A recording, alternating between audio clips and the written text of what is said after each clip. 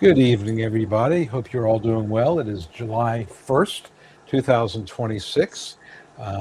And as you can see, I have one of our regular guests, Stephanie Joy, is here. We sort of decided kind of last minute, and I appreciate Stephanie does her own live stream at noon on Wednesdays. So she's doing a lot of live One streaming. o'clock, Oh, 1 o'clock. I'm sorry, 1 o'clock. 1 p.m. Eastern. Yeah. 1 p.m. Eastern. Okay, I stand corrected. So I appreciate you. I hope your voice holds out. Um, so we're just going to, do what we normally do and just kind of answer some questions. Actually, there are a couple of things I wanted to ask you. I didn't ask you before because I want it to be kind of a little more Sure. spontaneous. These are questions that I get, and I don't really have great answers to. I'm curious what yours would be. The first is I get sometimes emails or calls from people who say, I was awarded disability benefits, 10 years ago, 8 years ago, and I never got any money. What do I do? And, my answer generally is contact your congressperson. I don't think there's anything I can really do about that. What would you say to somebody? And I would say, just as an aside, I suspect that there's more to the story than I got awarded, I'm not getting my money. But what do you say to people with that type of situation? Right. I have heard it in the distant past, but not in a long time. I, I I think when I did hear it, though, I'd be like, so what happened? I would flesh it out. Um, but yeah, I mean, if you don't have time to do that, obviously, because that would take a whole 2 hour conversation probably with them anyway, and they may not know the answer Right. because 10 years has gone by. So yeah, I mean, I'm not going to start saying, well, did you have child support? Like, all the things Yeah. that could have offset. I'm not going there. Or are you a fleeing felon? Like, are you a Yeah. fugitive? And Yeah, like I so, said, there's always another side to the story. My point though is that as yeah, private attorneys, it's hard to kind of get this point across sometimes. We get paid a percentage of past due benefits when we win disability for somebody. If somebody was to hire me, and I wouldn't even know what to do, but let's say somebody was to say, okay, I want you to look into this for me. I'll pay you hourly. You still have to file a fee petition. You still have to get approved for any fee you would charge. And who knows how much it would cost. I mean, trying to get to the bottom of that. I mean, I did one time situation like that where I try to, figure out something that had happened a long time ago. And wow. So, keep going. I can hear yeah, you. yeah, yeah. Uh, that's her dog, not my dog. Um, but That's one of many. one of many. Okay, but the point is that I literally had to go to the Social Security office. This is years ago, and I sat there in the waiting room, and I got and talked to somebody. They pulled it up. They didn't know what to do. I mean, this is just unfortunately not something that a private lawyer can really do much with. So my answer is, here's a senator in your state. Contact your senator. They have a Social Security person. They can ask questions and get answers. And that's really the best answer I can give. I don't know what else to do, but I mean, but like you said, there's always another side to it. Was there child support? Was there some sort of a hold on it? Was there more Something. offset? Who knows? I wonder too, and maybe they can go send like an SSA 3288 to the field office and get a copy of that entire file. Yep. And then at least that's a starting point too, as well as definitely hitting up the whether it's a senator or the House of Representatives person for Right. their Right. district. Or maybe even a Freedom of Information Act. I mean, there's ways to get creative, but realize that these type of things, if you're hiring an attorney, to do this, I mean, you're going to be, the hourly rate's going to be $250, $300 an hour. Most attorneys, and again, I don't do this kind of work. I'm just telling you that if you hired an attorney to kind of investigate something from 10 years ago, you could be looking at that $10,000, $15,000. May not Easy, get anywhere. easy. It's Yeah. just unfortunately the law game is not cheap. And again, this is sort of a different issue, but contingency fee allows people like us to represent folks without any money up front. One point I always try to make to my clients: contingency does not mean free. It means we're deferring, we're taking some risk, we're deferring getting paid, but it's not free. And that's why you can't take every case that comes to the door, because some cases you may believe the person, but they're not winnable. because there's just not going to be enough evidence there. The person's too young, or it's one of these cases where you have no, it's Yep. not going to work. So, but yeah, It's a so low percentage. yeah, Yeah. so I think that again, benefits awarded a long time ago. My answer is contact your elected representative. I typically recommend the senator's office because senators are in office for 6 years. Their staff tends to be a little more permanent, and they have more staff as opposed to representatives. But if you know a representative, that's fine too. All right, second question. I'm sure you get this periodically. Somebody says, I went to an ALJ hearing. I was denied, did not appeal. I want to refile.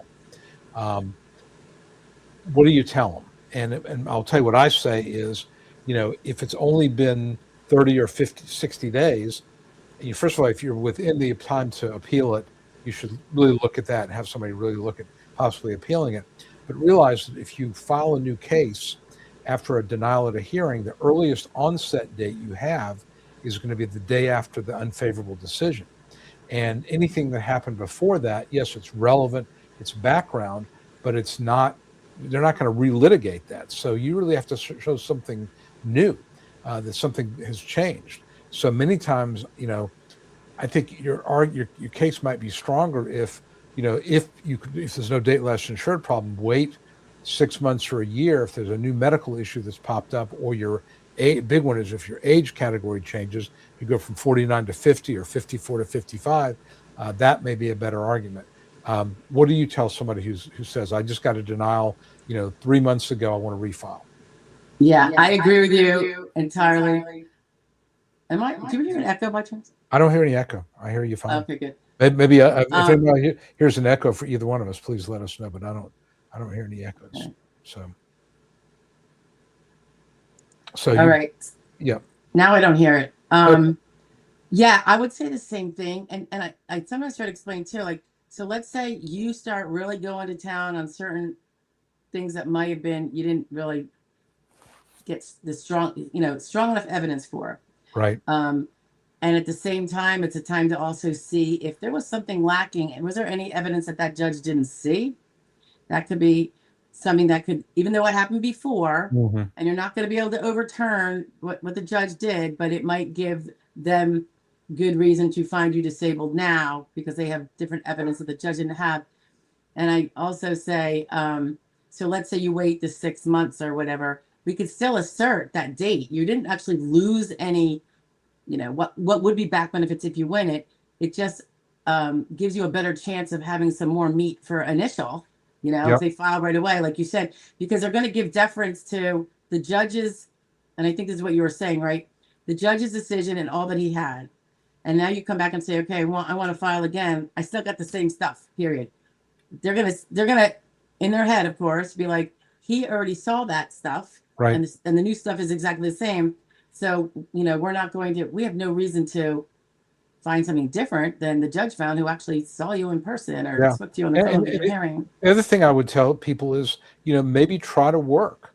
I think if you try to work and you're not successful, that's evidence. Maybe you can get a statement from a third party, a former, or a coworker or supervisor or somebody to say that you tried to work, you had these problems, you couldn't do it. Or again, if there's a new medical issue or your age category changed, you have to show something different. The point is when I hear people, and again, if somebody comes to me and they've applied and they get denied, they apply and they get, on and on and on. They've had 2 hearings. You're starting to look at that going, judges looking at this. Judges value their time. And if there have been 2 previous hearings, for example, and you've been denied, there's nothing substantially different, you're probably not going to win, especially if it's the same judge. Many times it will be. So I think you just, again, from the perspective of the attorney, we're only getting paid if we do win. And so you're looking at, okay, what has changed? Why is this case different? And I've taken these cases. I will take them if I think there's something different. But, it is kind of a little bit of a red flag to look at it. And I'll give you another red flag. And I'm sure, Steph, you see the same thing. When somebody comes and says, my lawyer was terrible in my previous case, he didn't know what he was doing. That is not a good thing to do, in my opinion, because again, and maybe the lawyer was terrible, but maybe the evidence wasn't good.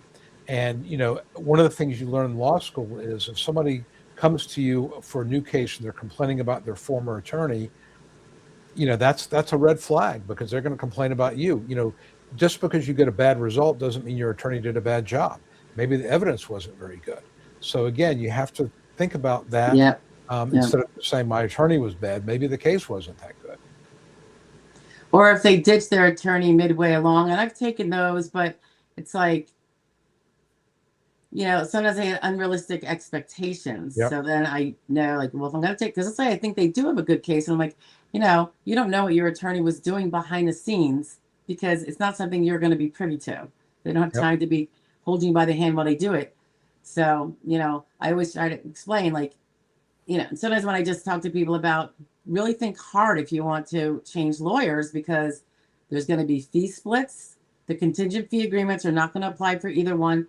That attorney has every right to ask for a fee for what he or she did. Yep. And now they don't have the protective cap of 9,200 either once we go to fee petition. So but they we get also, much bigger bills. we have to file a fee petition, which is a pain in the rear end because it takes forever. So yeah, I mean, it is a pain. Yeah, you got to really, really think about that. All right, last hypothetical, if you want to call it that, then we'll get to the questions. Have you had clients come to you that send you an AI-generated analysis of their case?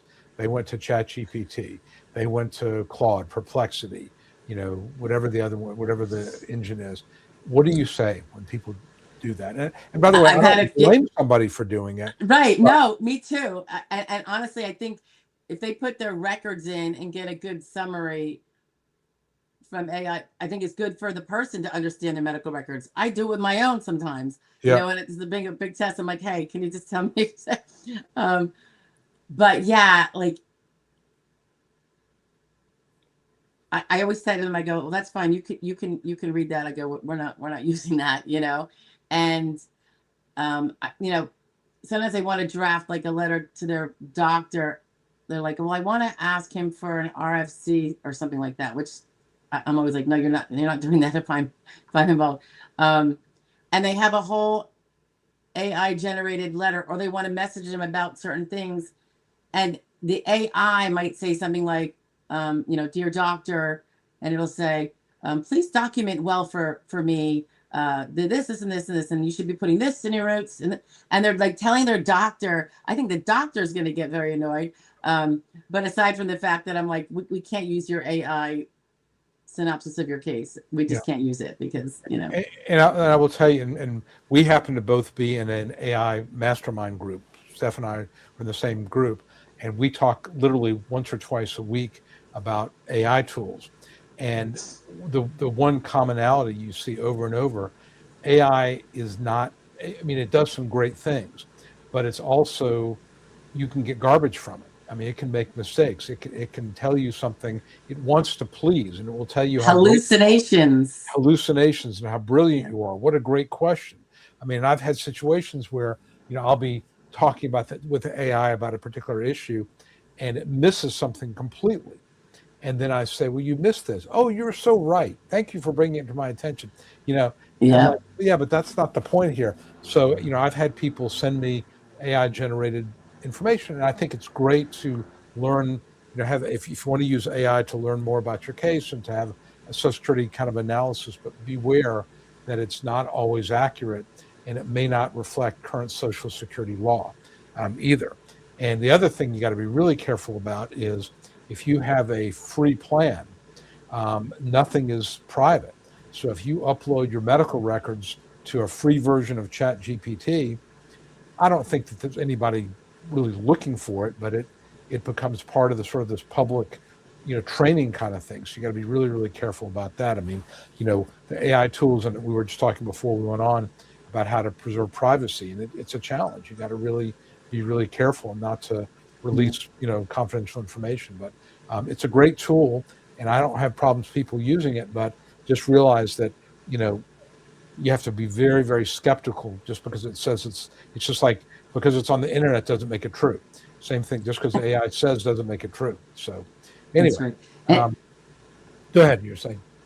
I was going to say, and it just gets all of its information from all the other articles and things and, statutory stuff, the whole mix. Yep. From the internet itself. So it's got its biases and whatever it reads the most of, it kind of drives towards that, even though that could be completely wrong. Yep. So, And sometimes, like for example, I use Claude, paid the Teams version of Claude without training on it, to preserve privacy.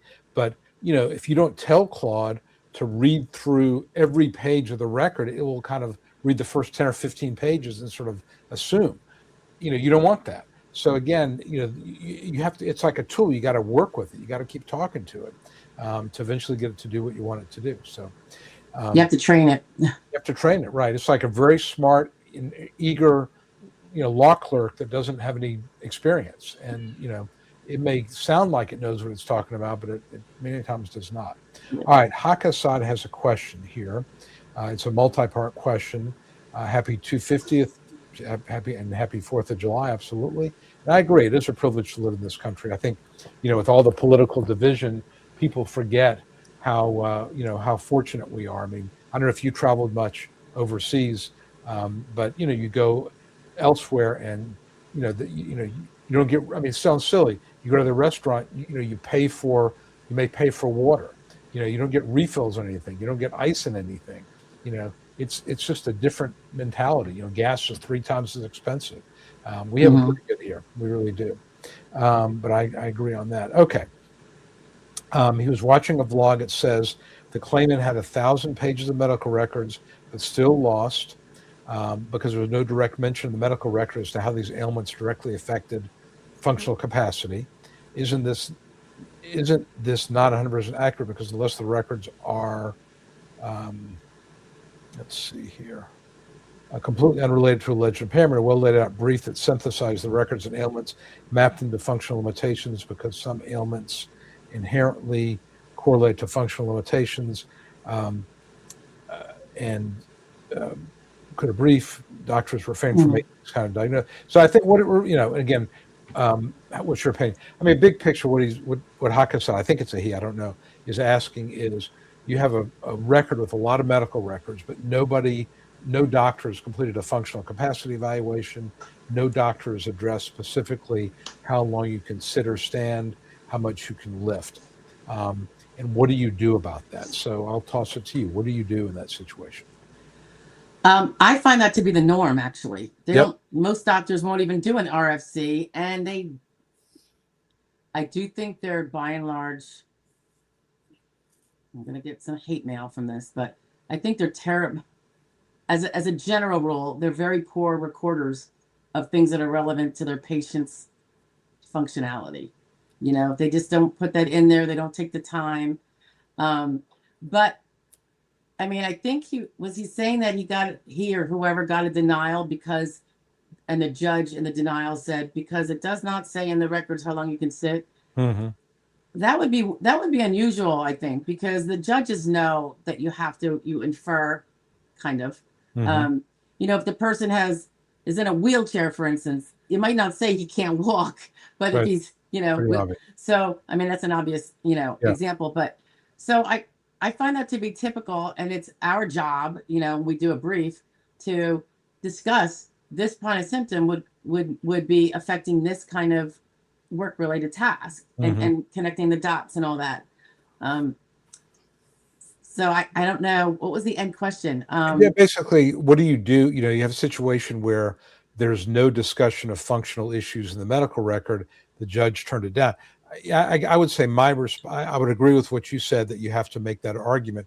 Couple of points. Number one, your testimony is evidence.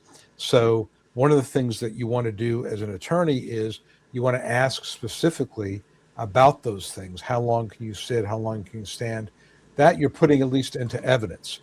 Judge doesn't have to believe you, but at least, just like a judge doesn't have to believe your doctor saying you can only stand for 10 minutes, doesn't have to believe you, but at least it's there. And you're saying, and the argument that we make is the MRI shows a herniated disc with spinal cord impingement at L4-5. The claimant is testifying he can only stand for 10 to 15 minutes. That's consistent. So I agree. Most doctors aren't going to do that.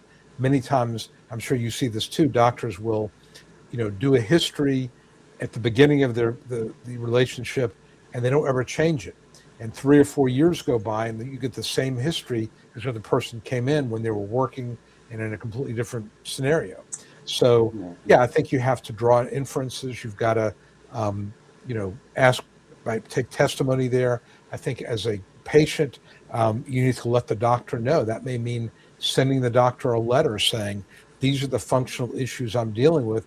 That becomes part of the record, and then discuss it with him or her, and say, hey, is this consistent? Is this something, what you're seeing here? What can we do about it? Show that you're engaged in wanting to make it better. I think that could help you a little bit. And of course, the wild card here is you may just have a judge who doesn't want to approve.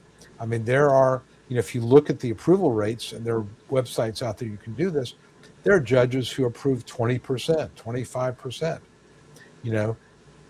They're just not going to approve if they don't see, if you're not 57 years old with 3 herniated discs, they're just not going to approve it. And it's nothing to do with the evidence, just you have a judge who just has a very, very conservative approach towards, or limited approach towards approving. But yeah, I think that, like you said, it's not common that you see FCEs. Sometimes you do. But even if you have them, judges don't have to accept it, right? They can say this is, not consistent with the rest of the record. But I just think that you have to just build around it. And, that's what an attorney can do, is sort of, okay, we got to prove this. How do we prove it? Statement, testimony, non-medical statements from other people, former coworkers, supervisors, even relatives or friends, making inferences from the evidence. I mean, that's how you do it. That's my take. Yeah, and the judge did give him an RFC. It just wasn't one that legally meant disabled from all 12,000 jobs, but it limited him from some jobs. I'm sure. Right. I'm assuming, Hakasad, that the judge didn't say he has 0 functional limitations, and then give you, that means you can do everything constantly, including probably lifting 100 pounds. So he had to give you some sort of RFC. I don't know if you saw this, Jonathan, but Hakasad also asked a question at the end. How important is it to know the RFC in a case in order to vigorously represent your clients? Does a claimant have a right to know the RFC pre-hearing? But the RFC is what the judge. Right. It's a legal determination. A finding. So the judge doesn't know it until after the hearing. Yes, there was the adjudicators. Well, actually, the medical expert that they use, right? And they determined one on initial, which is why you were denied, and one on recon, which is why you were denied. And that would be in your DDE, and I would assume that your lawyer would let you have that if he has access to it. Yeah. Just to explain the terms, RFC stands for residual functional capacity. That is a legal, not a medical. It's a legal determination as to what your capacity is after you factor in your medical problems. The residual, that's what residual means. Your functional capacity that is left over after we factor in medical issues. That's a legal determination by a judge. Now, we may have, as your attorney, we may have our own vision of what that RFC should be. The judge is going to have a different one. And the hypothetical questions that the judge asks in the hearing are, in effect, variations of that RFC. And the judge will choose one of those hypotheticals to reach the conclusion as to what he or she believes your RFC to be. And when Steph is talking about the DDE, Section A of the exhibit file contains the findings of the state agency at initial and at recon. And at the initial, the adjudicator will come up with an RFC and deny it because it's not work preclusive. At recon, they may come up with an RFC. It may be the same one, or it may be a little different, sometimes more restrictive, sometimes less restrictive. And, you can look at that. And when I'm doing a brief, I'm sure you do the same thing, I look at what the state agency did and say, well, they've already found this. Again, the judge is not bound by it, but you can say, look, Social Security's already found this. Let's make this our starting point. I mean, again, you can't assume it's going to happen, but usually judges are open to it. The other thing, why it's really important to look at the state agency work is they may have denied you on basis you can return to past work. Well, 2 years ago, that look back, which is 5 years, you might have had past work in the 5-year period. Now, a year and a half later, at the time of the hearing, the 5-year look back, there's no past relevant work. So they denied you at step 4 of the sequential process, saying you could return to past work. Now there is no past work. So, there's a lot of things you can mine from that, disability adjudicator's findings that, to make your case that much stronger. But yes, you absolutely want to look at that to see. But to answer your question, there is no quote RFC out there. It's what somebody decides an RFC is, judge wise. Right. And we know which one we want to prove that you meet. Right. So the RFC that would get you to win. Yeah. So that's when we nag you about getting certain treatment, it's because it'll help you get to the RFC you need to prove. And if you look at your lawyer's brief, you will see typically it's going to be, there's this 5-step sequential process. Step 1 is, are you working? Step 2 is, you have a severe impairment, which basically means there's a diagnosed problem that has some impact on your work capacity. Step 3, do you meet a listing? Step 4, can you return to past work? Step 5, can you do anything at all? And typically in the Step 5 section of the brief, you will see your lawyer has set out what he or she believes your RFC to be, and you're asking the judge to adopt that. If the judge does, that's a pretty good sign. But you have to know where you're trying to go. I mean, it's like, you're not going to get very far if you decide to go someplace and you don't know the destination, the address of where you're going. Same thing with this. You need to know what you're trying to prove. You need to show this is the RFC we want the judge to arrive at to win your case. So that's really what between you and your attorney to figure out what you need and what the evidence will support. And when it's supported. Weave the needle. Yeah. We say weave the needle to that winning point right there. Yep. Not over here. That's not going to win for you. This is going to win for you. And that's why, when we're doing pre-hearing calls, people sometimes get off on a tangent. They'll talk about something that happened 7 or 8 years ago when they were working. And from the Social Security standpoint, if you were able to work through it, it wasn't disabling. So the fact that you had a diagnosis of hypertension, 8 years ago, unless it's gotten a lot worse and it's a reason why you stopped working, it's probably not all that relevant.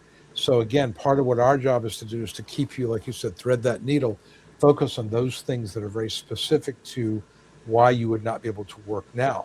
The other thing that a lawyer will do for you is tell you when there's some situations you may have to back off a little bit. Maybe the best thing to do is to change your onset date to your 50th birthday, your 55th birthday. Maybe it's to change it to a date, a year and a half after your original onset date, because the medical's better. That's sort of what you got to look at is what can we prove, and what is the best argument we have to prove? Because I've had situations where client says I became disabled 2020, and it's 2026 now, and they can't get paid anyway because you only get paid 1 year prior to your date of application. I may say, let's change that onset date. As long as we're within the date last insured, let's change the onset date to make the judge's life easy. I mean, you want to really, do all that because judges, they take their job seriously. They're trying to protect the trust fund, and they're just not going to, give you just because you want it doesn't mean you're going to get it. People sometimes say, I paid into the system. I want my money out. They don't see it that way, right? They see it as their money. They're going to fight you every step of the way. So you got to know, when to hold them and when to fold them, as it were. Okay. All right. He said, I think it's reversible errors. Step 4. Again, and I don't want to get too much in the weeds here. Burden of proof, BOP stands for burden of proof. And he's saying, that if there's a reversible error, how judges conduct hearings, it may be. And again, I've seen situations where I'll give an example of a reversible error that I got a remand on, got a hearing coming up tomorrow on, where the judge basically said, I'm finding that the person is limited to occasional handling and fingering. That's a finding in the decision. And then later on, the hypothetical says frequent handling and fingering. That's reversible error because the judge made a finding and it's occasional, but the hypothetical said frequent. That doesn't make sense. And that could make a difference as far as whether the jobs that exist. So, when you look at errors, you got to look to see, are they significant errors? Are they things that would make a difference? Are they harmless errors too? But, the judge, if a judge, crosses his T's and dots his I's and makes a decision that's not in your favor, doesn't mean it's appealable. It might be, but, you got to find reversible error there someplace. Okay. But, to answer your question here, does the judge, come up with these hypos? Yeah. And again, the hypo will reflect his or her understanding of what your RFC is. and it'll contain most of the things that would be work, relevant. Is it going to contain everything that's gone on with you? Maybe not, but some of those things may not be particularly relevant to your case, and the judge, that may not be reversible error. Okay. Tribal Chief Bulldog Johnny. That's a lot of words there. Sorry, I've been on in a while. We'll let you go this time, not next time, though. Quick question. I've done a sleep study and found that I have sleep apnea. What kind of sleep apnea is required for disability? I'm thinking about applying. All right. What's your take on sleep apnea? I'll give you mine, but you go ahead and tell me what you think. I would say it's really one of those more, generally, in my opinion, it's a peripheral thing. Mm-hmm. It's not your main thing. It's not going to do your exertional for you. It's not going to get your RFC of down to sedentary or light. It's something we always mention because it might add to distractibility during the day. If we're trying to prove they can't do their prior skilled job, they've already been complaining about poor sleep. They have sleep apnea, limited hours, whatever. I don't find it to be the thing that's going to.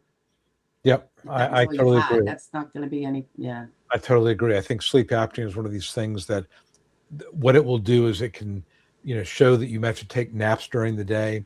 It may interfere with focus and concentration, so it may eliminate skilled, possibly semi-skilled jobs, it may limit you to unskilled jobs. But sleep apnea alone, I don't think I've ever won a case on sleep apnea alone. I did have a case with cataplexy, which is kind of not narcolepsy is where you sort of fall asleep, kind of out of the blue. Cataplexy is not only you falling asleep, but your body kind of is in almost like a seizure situation where, you're aware what's going on, but your body's asleep, but your mind is not. And so you're sort of there trapped in your body. It's a kind of an unusual condition. Yeah. One of those. But that's the level of impairment you got to have, in my opinion, for a sleep problem. I'm not even sure if that's even considered a sleep problem, but sleep apnea alone, it can add to things. It can make, it can, again, maybe take you out of skilled work, but it's going to add to stuff, but it's not going to be the sole thing, in my opinion. Yeah.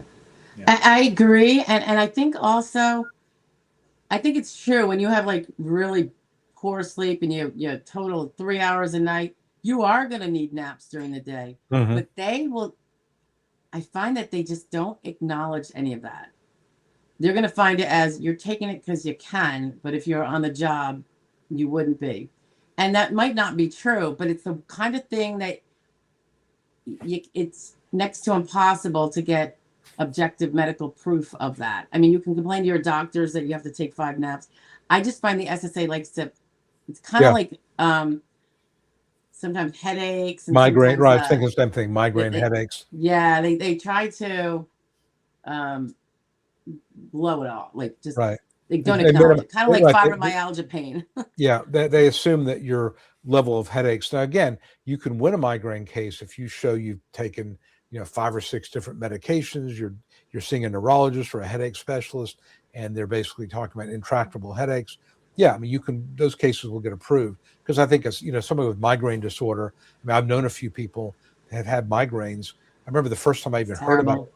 There was a guy, I was in college many years ago, and this guy was actually from Georgia. I didn't know him, but he happened to be from the not too far from where I live. He's like, I asked him one time, I said, what is this mic?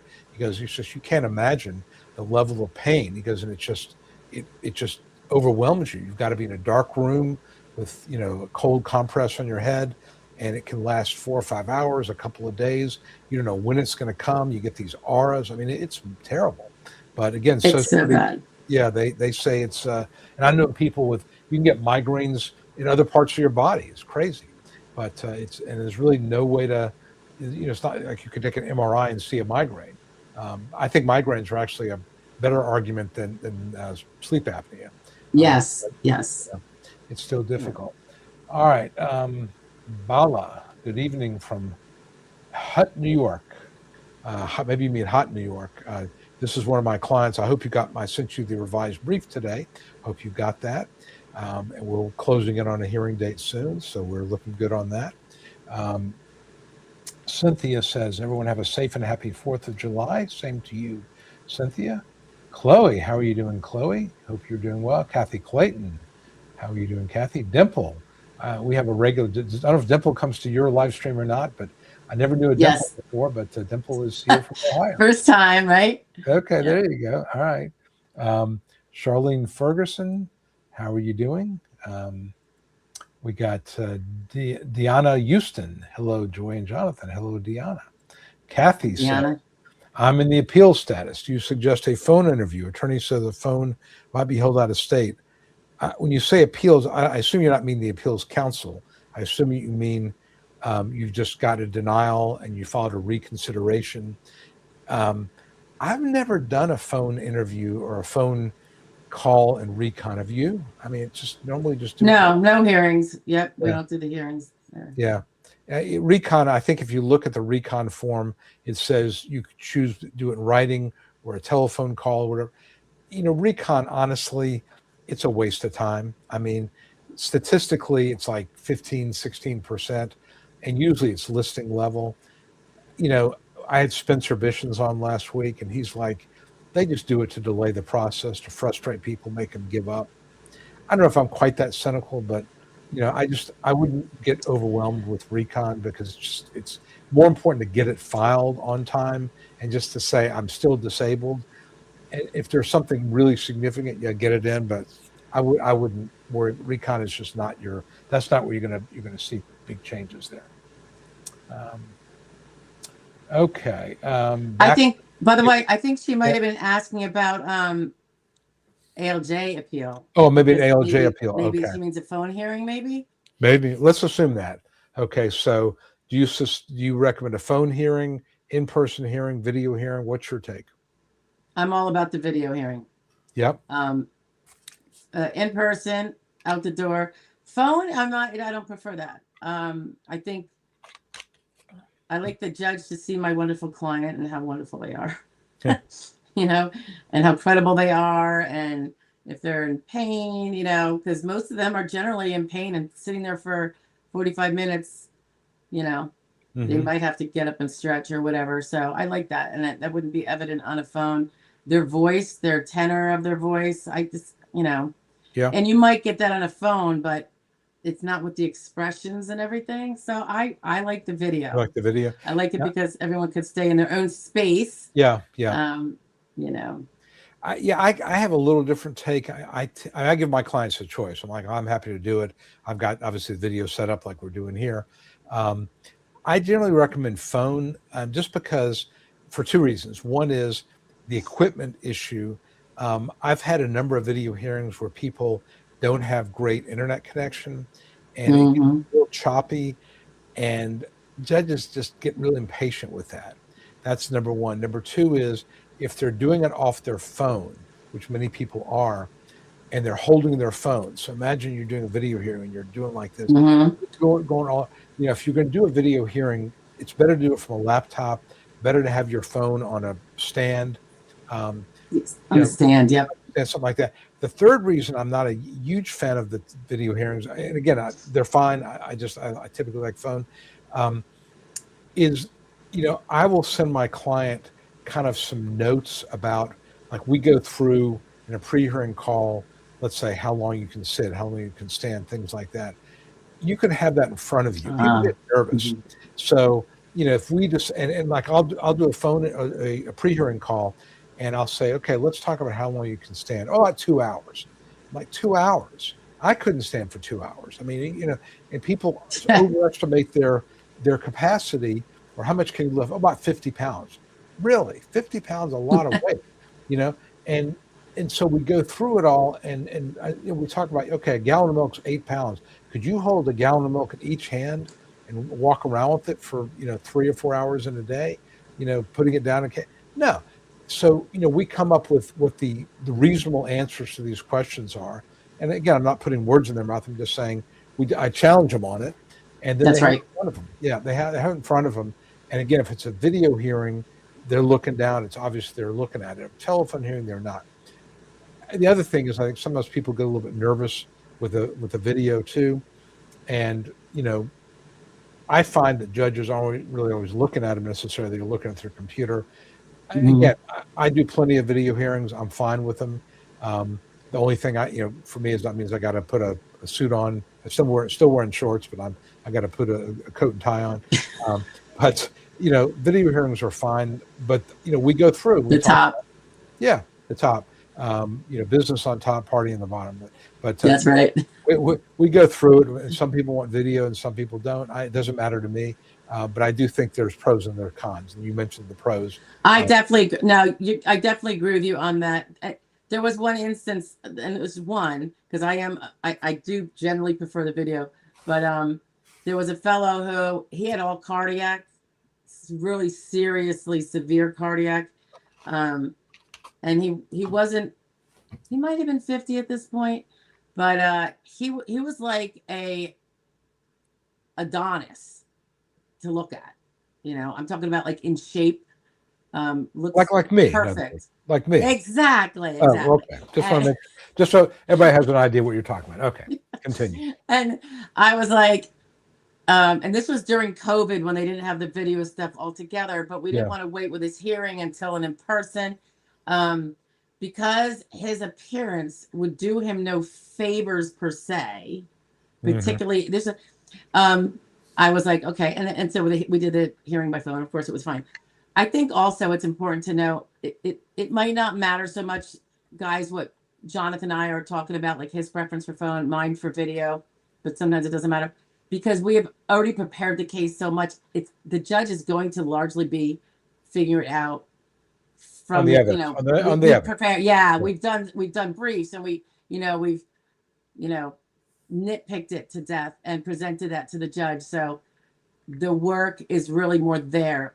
I mean, the hearing is important so you don't blow it, actually. Look, I think you do. That's don't you say that and you're not being facetious. I completely agree with you. I think that if anything, the medical evidence is about 80 to 85% of whether you win.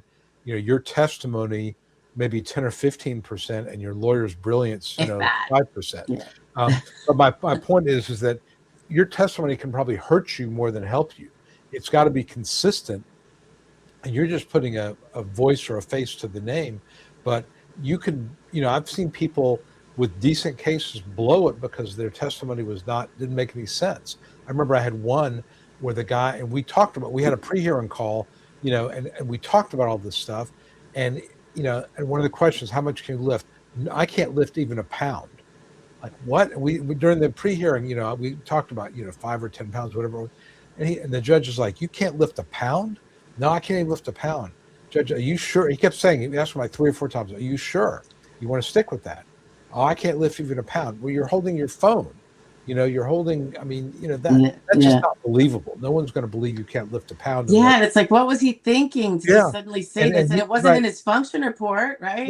Right. And how long can you walk? Oh, about, a minute and a half. I mean, it was, he was trying so hard to show how bad off he was. He came across as being completely not credible.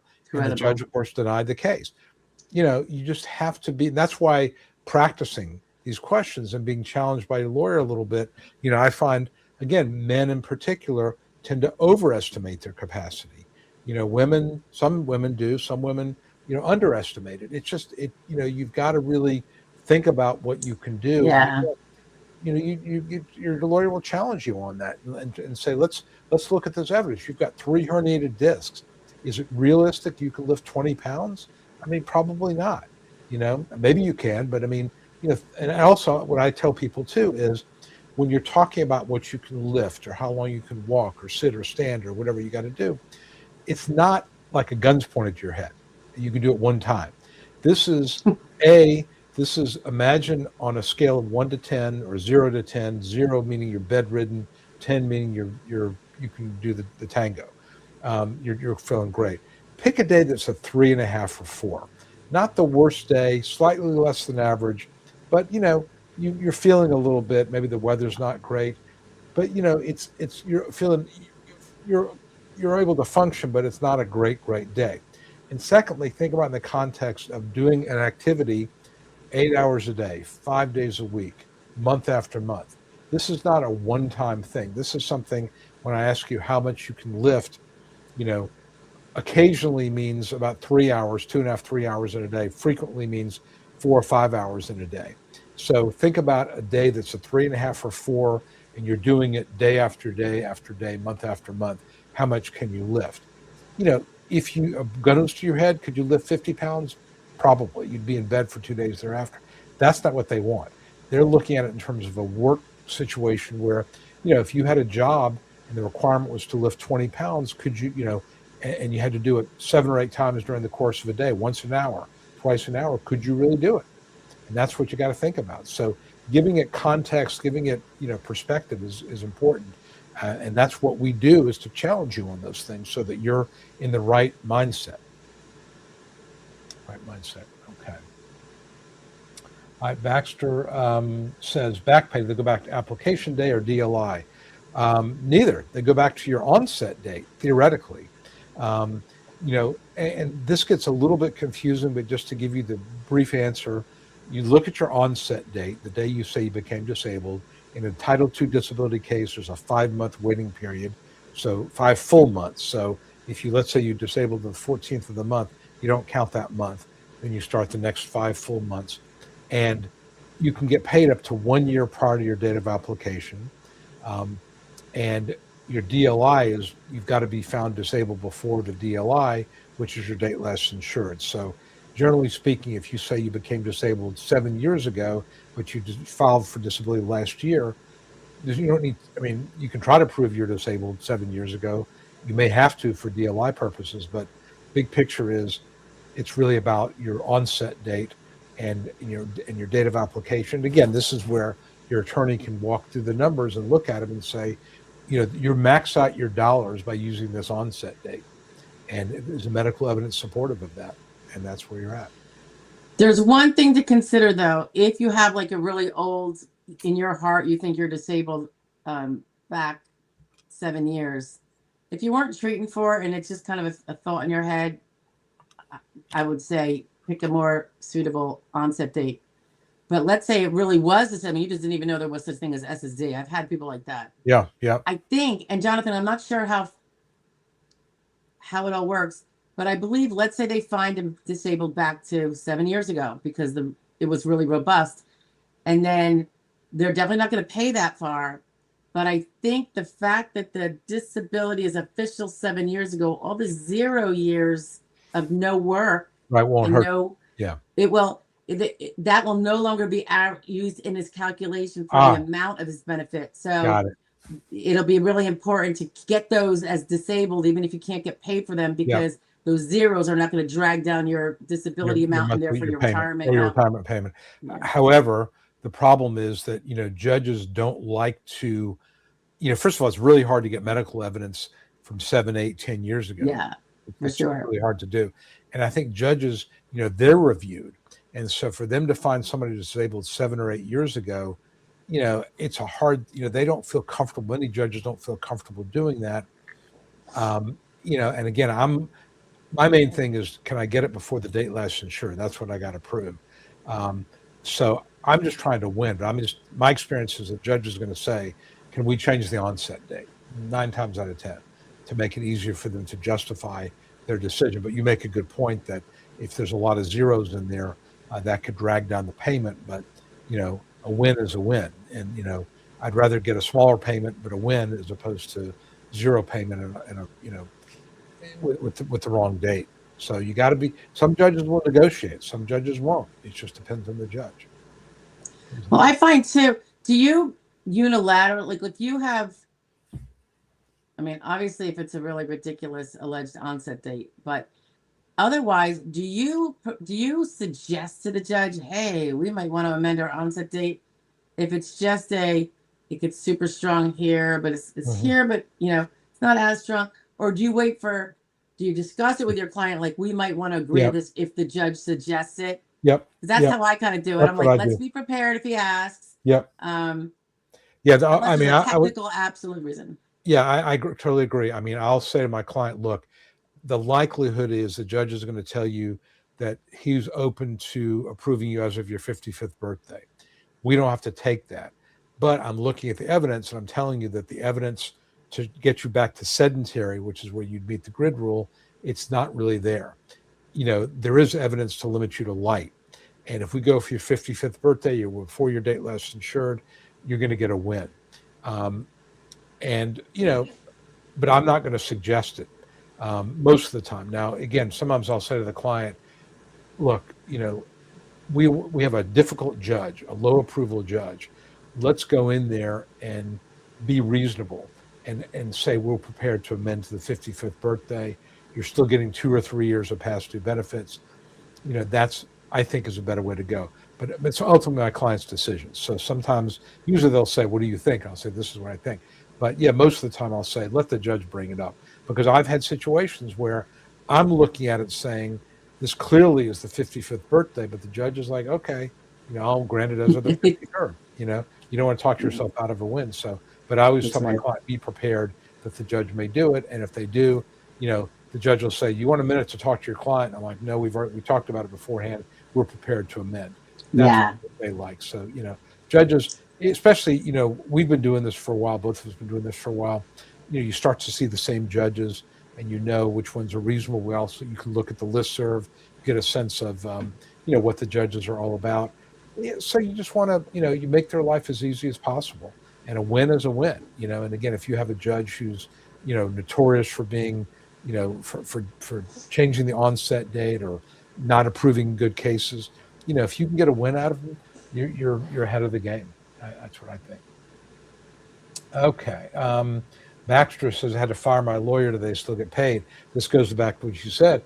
They can. I mean, your attorney, if you fire your lawyer, the lawyer can withdraw and waive fees or withdraw and not waive fees, and then file a fee petition.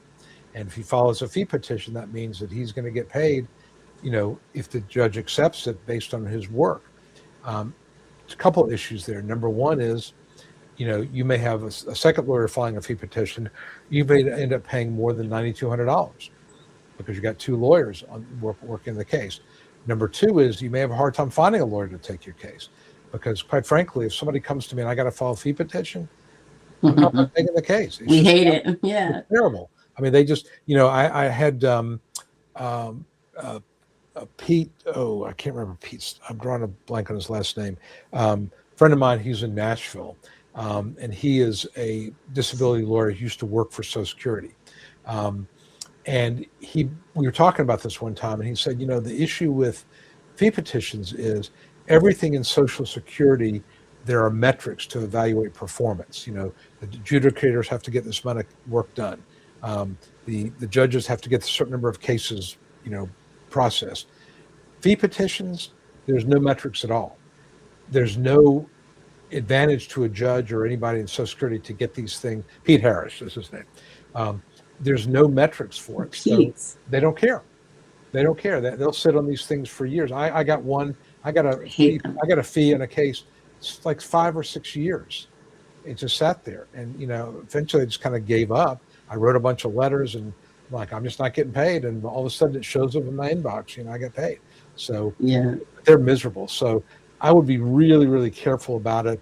I think the second thing, if you just reach an impasse with your lawyer, what I would do would be to say, look, we sort of have an impasse on whatever, if the lawyer won't waive fees, try to get him to accept, okay, would you agree to, if another lawyer takes it, would you agree to accept $2,000 or $1,500 or whatever? That way you go to your new lawyer and say, look, the old one will accept $1,500, $2,000. There's $9,000 potentially in play. Would you agree with that? Or the other lawyer will take 15% of the fee or 20%, whatever.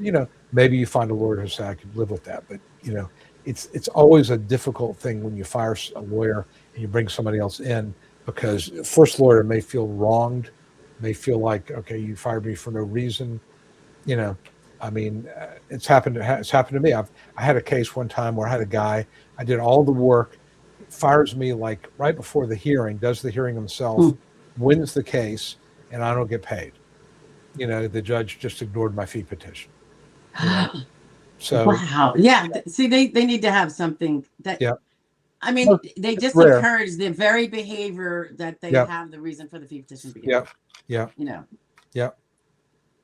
That's nuts. It is nuts, but it happens. It happens. I have 3 that have never been paid. Yeah. Super Yeah. nice clients too. They're appalled themselves. Yep. They're, Yep. they're all they're all not happy about it. And now it's been like 5 years, so I'm just kind of they just sit there and I just pretend Yeah. they, Yep. I don't, I just chalk it up to whatever you chalk it up to. Yep. You know. Cynthia says hello to you both. Thank you, Cynthia. Hi, Uh, Cynthia. one of my new Joyce, applying for LT. Do you think it's worth taking a look at my application or submitting? Happy to take a look at it. I mean, realize I'm not a long-term disability lawyer. The issues are somewhat similar in the sense that, it's about work capacity. The big difference is long-term disability. The policy may define disability differently. Many long-term policies talk about own occupation. As opposed to no work at all, for at least for the first couple of years. Many long-term policies also limit benefits for mental health cases. Again, happy to take a look at it.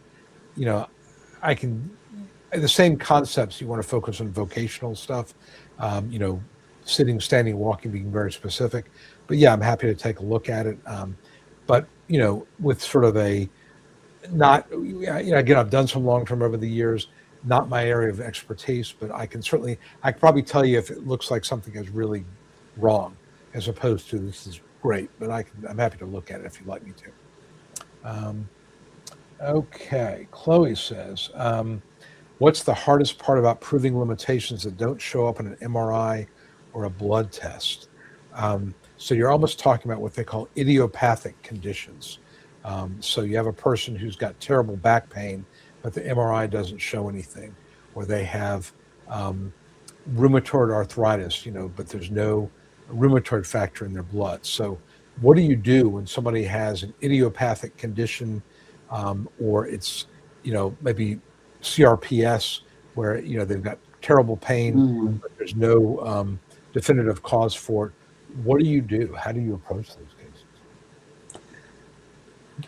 Well, there is a diagnosis one way or another that has to be through acceptable medical protocols, right? Or else they're not going to accept it as an MDI. So before you can even get to the limitations, you have to prove that it exists, right? Mm-hmm. Which they can. I mean, like seronegative RA, right? They have that. They have other longer versions of proving it. Some of those conditions that are proven by excluding everything else it could supposedly otherwise be, right? And I don't know, Jonathan, I'm kind of thinking it's your continued complaints to your doctors that show up in the medical records about this limitation, that the pain, the discomfort, the could be range of motion tests, depending on, depending what the condition is, of course, where there's the doctor sees it and discusses it with you. You've been complaining regularly. That's showing up in the records.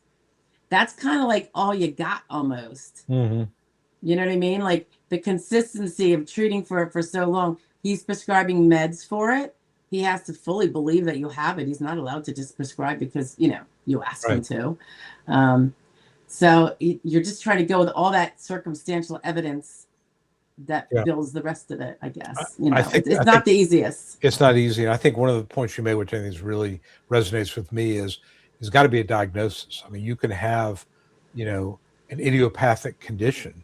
Idiopathic basically means it's not linked to anything particular, it's an objective test. But a doctor has to believe it. And again, where we talk about, is there a severe medical impairment? You have to have a doctor to say, yes, I believe this exists.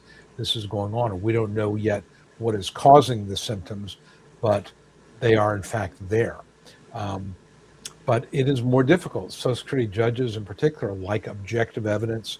They like to be able to, see a report that says there was an MRI done on April 23rd, 2024, and it showed, a herniated disc at L4-5.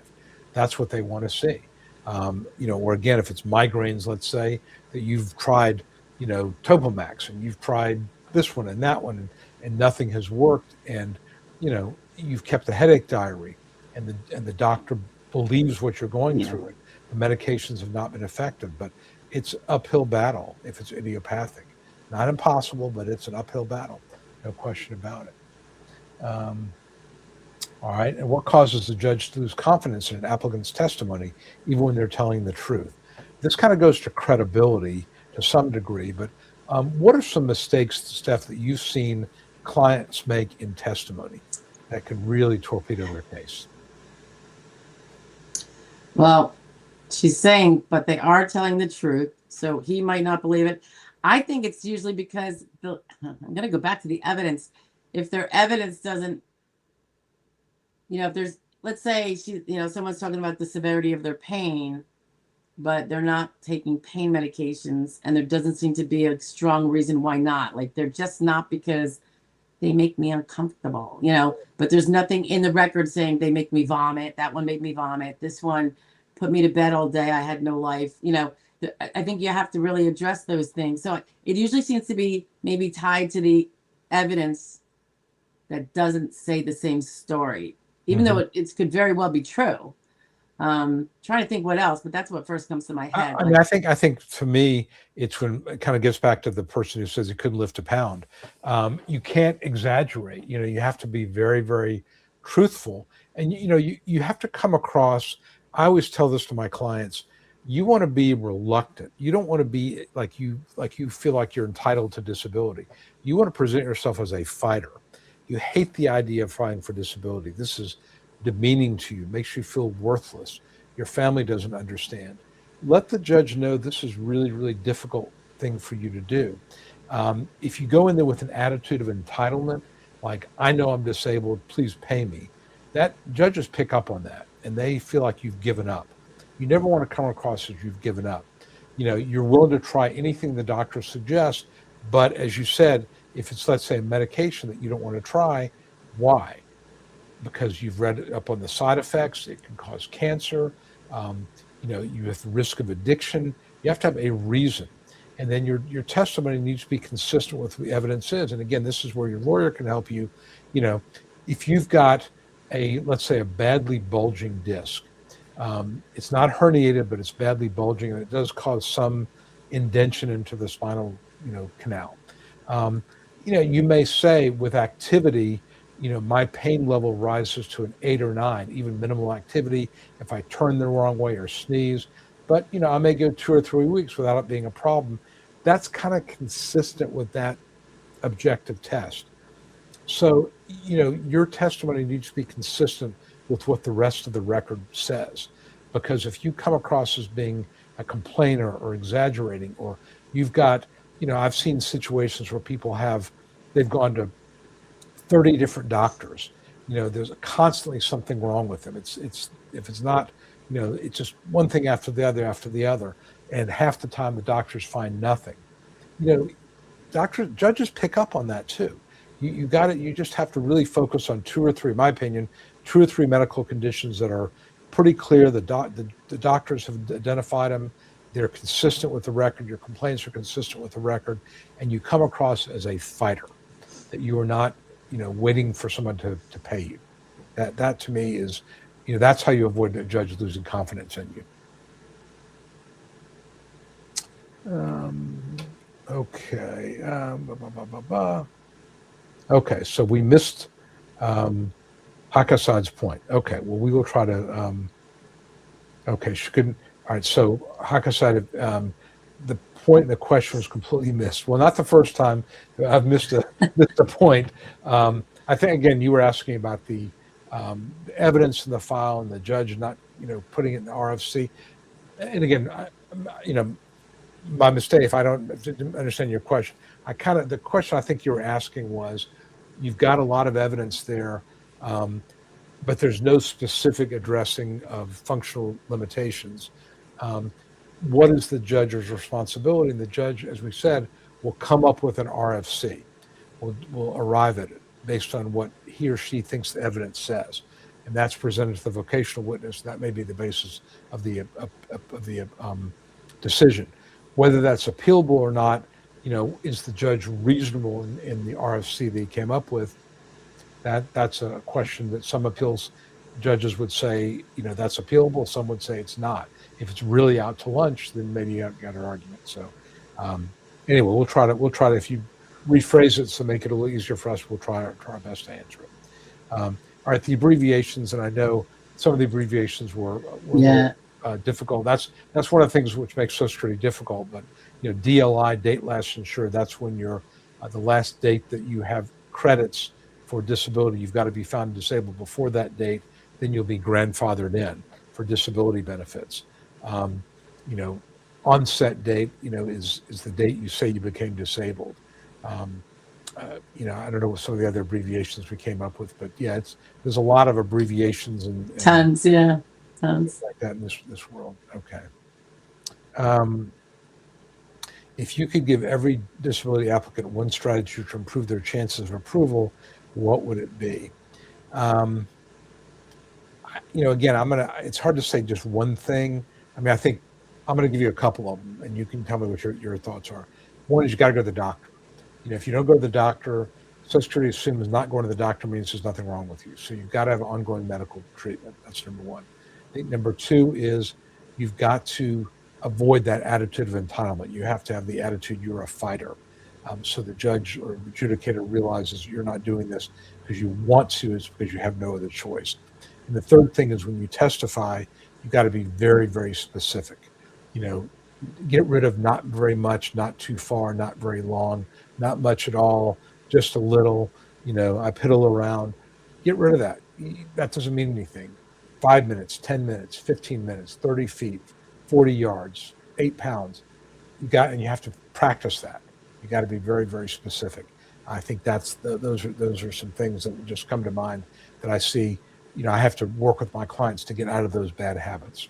So anything come to mind, or is that the same sort of thing for you? Definitely the same. I would also say, because there's always that big concern, and people I think have spoke about it here. I know they spoke about it probably today earlier too. The doctor's not articulating, your different functional problems and talking about how it hurts for you to walk, to the mailbox or whatever. Making sure your complaints to your doctor, that you make them consistently, like at every visit. Be that squeaky wheel you maybe never were because you've always been that worker that kind of snuffed it down and didn't complain, pushed through it. You really have to, the more you say it to them, the more likely it'll be to get in the record. And I think you had talked about this before, Jonathan. Sometimes you can do it in writing to your doctor, like through the patient portal messaging. In a natural way. Don't tell him what to put in his records, but, hey, doc, I have an appointment in 4 weeks. This has been going on with me, and I just want to make sure I didn't forget to tell you. XYZ, I'm having trouble with this, this, and this. Can we address this and see what kind of solutions we might find out, maybe different therapies that might help, or a specialist or whatever, and feed it in. And then maybe before every appointment, so then it's going to be in the record, because I don't think they can delete that stuff. And it's going to have to come out in the official record, even though it's probably not going to be, frustratingly so, not going to come out in the portal download if it's, even if it's like my chart. The messages don't come out with the medical records, but you can go and kind of screenshot them separately. But they will come out in the official records that they're supposed to definitely come out in it. And one of the judges told me that the HITMERs, they come down in that too when they order them. So but that way that helps you get those complaints in, and now it's kind of an official part of the record. So and this might be a good time to talk about that a little bit. Is one of the things was the bane of our existence 10 years ago is getting medical records. Now HITMER, which basically stands for Health Information Technology, it's an electronic system that allows us to get medical records from the VA, from many large hospitals, and it can be done immediately, and Social Security will do it. And it's a godsend because it just makes life so much easier. And then portals make life really easier too, with the limitations you described, but at least you can get those records. Used to be it was routine, I would have records left open, no more. Because we get those records. So really, really helpful. All right, Jim says, hello all. Hello, Jim. Okay, so I was going to try again. You're approved, but no payment question. If the claimant had an attorney to begin with, why would that attorney not follow up to ascertain what happened? Why wouldn't that be a place to start? Well, again, the question we talked about at the very beginning was somebody calls me and says, I got approved 10 years ago. I haven't seen any money. That wasn't my client. And if it's my client, I've got an obligation to follow through. within reasonable limits, but we'll set that aside for a second. But no, if somebody comes to me as a new client and says, potential new client says, I want to hire you to track down what happened to my money. The problem is there's really no specific pathway to do that. It could be a lot of things, and it may be buried in some, in your Social Security file, and it could take a lot of time and effort. And this is not like you're suing an insurance company. This is the government, and trying to get these records out and trying to find out what goes on and getting a live person to tell you can be next to impossible. That's why I think it's better to have a congressional representative assist you with that, because they will get better answers. Now, there are situations where I've got one, I'll give an example, one I'm dealing with right now. My client, we got approved, the decision said you're disabled as of, pick a date, November 2023. The payment center screwed up, and they said, the payment letters, the letter said, we found you disabled as of March of 2024, which is the application date. So, in fact, I put this on the listserv. My thought would be to write a letter so I wrote a letter to the person who made that call, which was the wrong decision, and then send a copy to the regional director. But those sort of things happen periodically where they just screw up, and you got to turn over some leaves. But there comes a point where, you get Social Security is so understaffed that it can be really hard to find somebody, and that may again be a situation where you have to turn to the elected representative. So I keep coming back to that, but that to me is a really good place to start. If you and it doesn't cost you anything. Right, that's right, which is important. And I'm thinking also. Go ahead. Oh, go ahead. I was going to say for Hakasad here. My bet is the guy from 10 years ago did not have an attorney. He won his case for whatever, or he thinks he won his case. Who knows? And there was no attorney to do that follow up, and he didn't successfully do it himself. And he obviously just gave up or whatever he did. But my guess is because attorneys like to get their pay. Yeah. They do. So, I don't know. Yeah. And you said something at the beginning. There could be any number of reasons. There could be a child support claim against it, which sucked the money out. It could be a criminal issue going on. There's any number of things. There could be I've seen it where there's been an overpayment from a prior Social Security case. Nobody bothered to mention. They'll collect it on that. There's any number of reasons. A tax obligation. There's any number of reasons there could be. Although you would think that they would be paying it and sending saying, hey, we've offset you 100% to pay this tax obligation. You'll be paid off in 4 years, and then you'll get your monies. But I wonder too, if someone goes to jail for more than 30 days or something, their benefits are gonna be stopped. And that long, there's something different going on now, I think, but that long ago, that person would have to instigate getting them back started again. If they were in there for a few years, they're probably going to have to reapply, do an expedition, because there's got to be proof that it continued. I thought I heard something. This is like a year ago or something, a while back, and I don't really tend to have incarcerated clients. Usually, it's after they're out. But I thought I heard something that they're starting to become arrangements with prison systems where the prison system gives notice like 3 months early that the person is going to be coming out, so the person's benefits do kick in faster if they're able to be kicked. The process can get started because they're going to need their money because they are disabled or whatever. Right. If they'd already won, since they've been halted, and then so it's kind of like going to be more seamless when they get out that their benefits can start up again, or if there's got to be a CDR or something that it'll happen so they can move forward because they might not even know at that point, how do I get back on board? They've been incarcerated and all that. Yeah. But you're talking about a huge bureaucracy, and things slip through the cracks all the time. And fragmented. I mean, those are state prisons. Right. This complete fragmentation. And, I'll tell you another reason why benefits might not have been started. I have one right now. Won the case. The judge's decision was he needs a rep payee. Client does not want a rep payee. Stalemate. He refuses to get a rep payee. Money's just sitting there in limbo. Can't get paid. Wow. Is that a client? That's not a client. Yes, client. I hadn't gotten paid. He hadn't gotten paid. Like, what are you doing? Why are you not just getting? And why are you not getting paid? Don't know. I mean, if he just gets, I mean, I've had people who get a rep payee and then they can get rid of the rep payee if they play their cards right and get a letter from their doctor. And, so why don't you do it? Start getting your money. And that's so foolish. That just seems very foolish. It makes to no me. sense to me. Makes no sense to me. He just, and I don't see why they're holding it up for you. Yeah. I've seen them hold it up for me until they figured that out. Yeah. But almost everyone was able to, it seems like in the last few years, everyone was able to prove they didn't need a rep payee. Yeah. So, well, it was usually about. Job. And then honestly, the guy doesn't need one, I don't think, but the judge decided he does. And we even got a statement from a doctor saying he doesn't, but it's, I don't know. I think he's really, what is it? Cutting his nose to spite his face.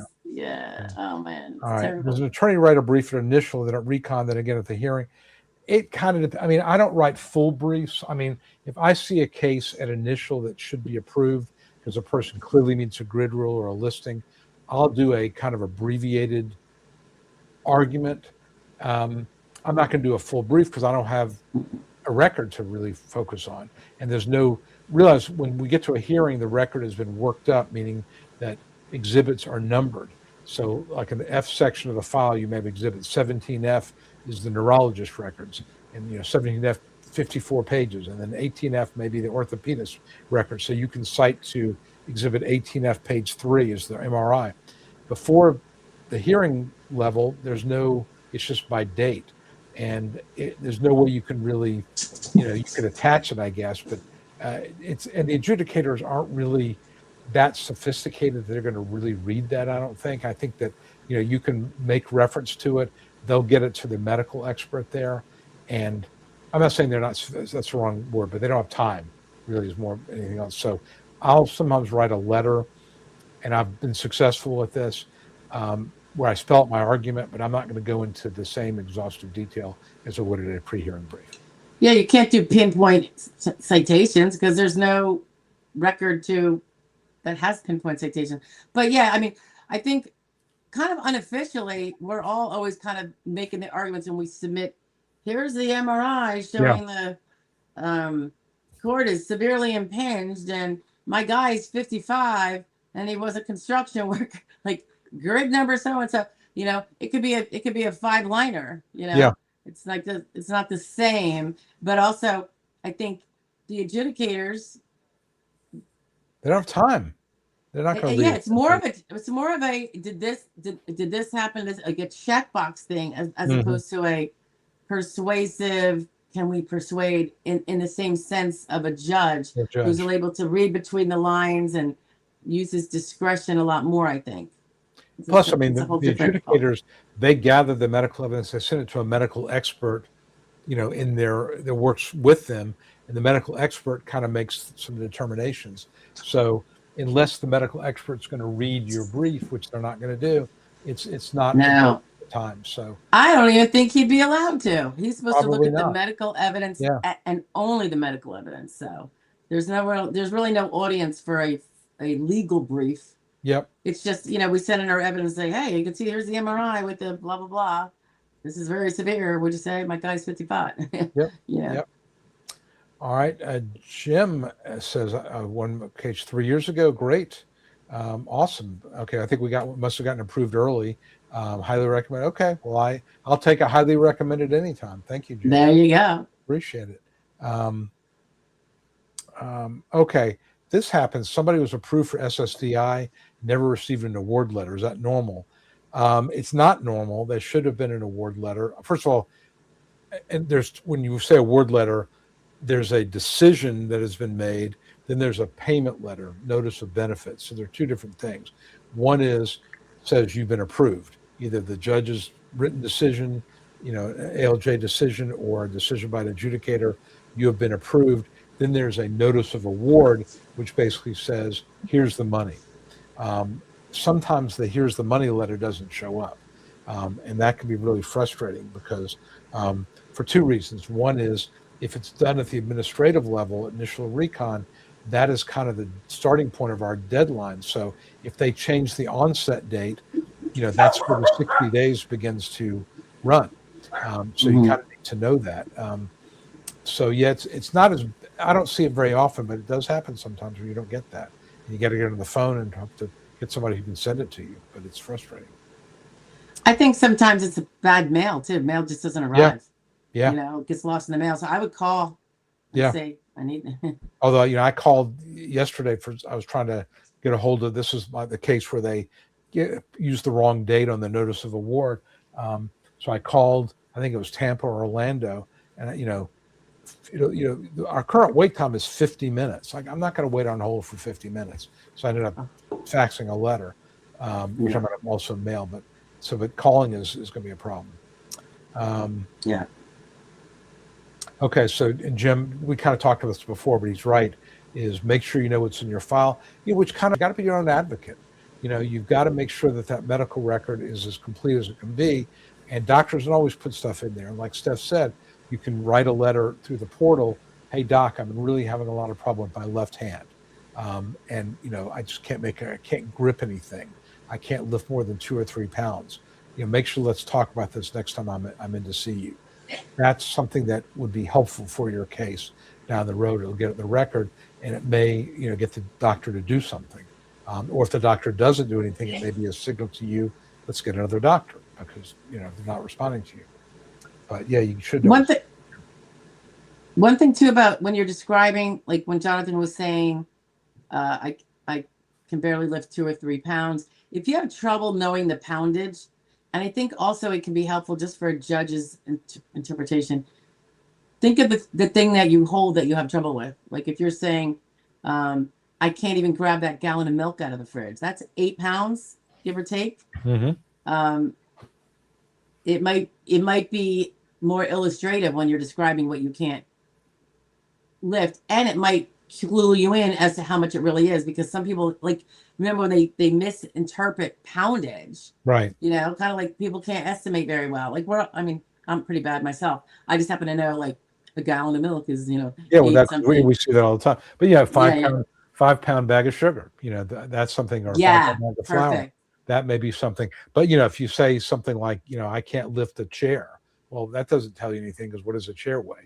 My recliner is like, yeah, right. So you have to come up with something that, again, a gallon of milk, everybody kind of knows that's an 8-pound thing, or at least judges know that. 5-pound bag of sugar or whatever. But yeah, you have to come up with something that is everybody would know what it is. All right. Does the ALJ look more closely at the medical records in DDS office? 16 with MRI, EMG, abnormal, very favorable CE with doctor limits. I would say a judge looks at the medical records perhaps with a little more of a perspective on it. I've had judges tell me they don't have time to read the whole thing. They kind of, and that's kind of why you do a brief, to sort of give them a roadmap. I guess adjudicators don't have time either. Some judges, like I've seen records, that are 3,000 and 4,000 pages. Judges aren't going to read 4,000 pages. They're going to look at, kind of the highlights, and that's where a good brief can really make a big difference. But a judge should look at it with a little more knowledge and perspective. And again, I've been doing this for a long, long time, as has Steph, and you look at a record and you kind of know what you're looking for. If it's orthopedic, you're looking for that MRI, you're looking for some, pain management, you're looking for certain things, and you can kind of zip through some of the stuff that's, like, you'll see medical records from the family doctor, and they've got like they did a heart monitor, and you see the page after page of this like graph paper with a little squiggly line on it. I don't know what the hell that means. It's just a squiggly line piece of paper. Maybe it means something to somebody, but that judge isn't going to do much with that. But if it's an MRI report, that they would. So I think a judge will look at it more critically. That's the judge's job, really, to do it. But the roadmap from the attorney can make a big difference, in my opinion. And 61 with an MRI, that's helpful. EMG, abnormal, favorable CE, you're in pretty good shape, I think. All right, Diana, recently got my application approved. I'm not sure if approved, what you mean APBD. Approved, I'm going to get SSI. I didn't have an attorney because no one would take my case. Oh. Maybe Stephanie's video. Okay, great. That's, you know what, we love to hear stuff like that because you know Yeah. what, we can't take every case. Sometimes SSI cases, you know, it's hard to take them because there may be offsets or whatever. Um, but you know, when somebody says, "Hey, you know, I learned enough to do this on my own," that's awesome. That's great. That's kind of Yeah. why we do That this. is. Yeah.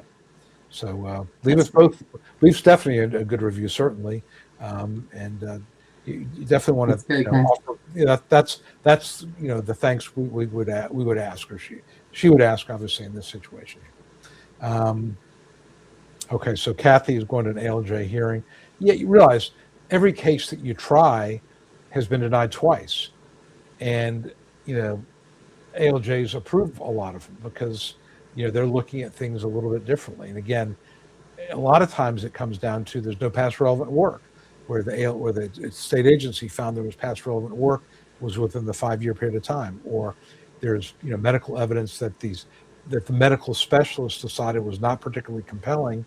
The judge is going to say, yeah, actually it is compelling there. So um, judges will tell you they're not bound by anything that went on before. So do not let that bother you. Blah, blah, blah.